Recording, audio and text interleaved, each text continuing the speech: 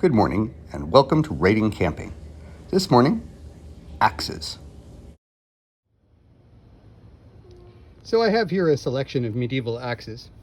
And this first one is a Hungarian axe from Arms and Armour. It is purely a fighting axe.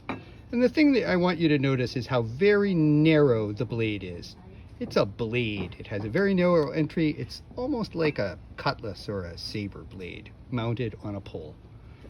And then when you look at this gullwing axe, this is not a fighting axe, or probably wasn't a fighting axe. This is a Norse axe, but of the 12th, 13th century.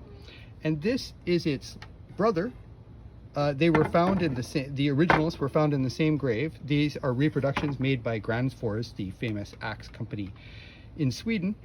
And I want to show you that they're thought to be shipbuilding tools. In fact, this is the best cutting felling axe I think I've ever used. It's just incredible. And of course, cutting out the gull wing like this makes it light, which is great. It also has a narrow entry, but not as narrow as that fighting axe. So it's not to cut people, it's to cut wood.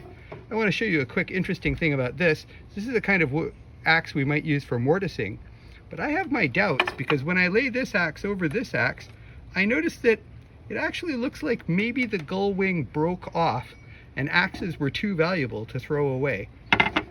I'm not positive this was meant to be a mortising axe for cutting small cuts, small holes, square holes for shipbuilding.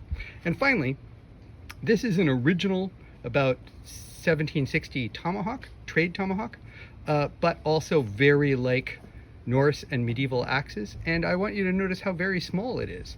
It's still super useful in camp. I use it for fine kindling.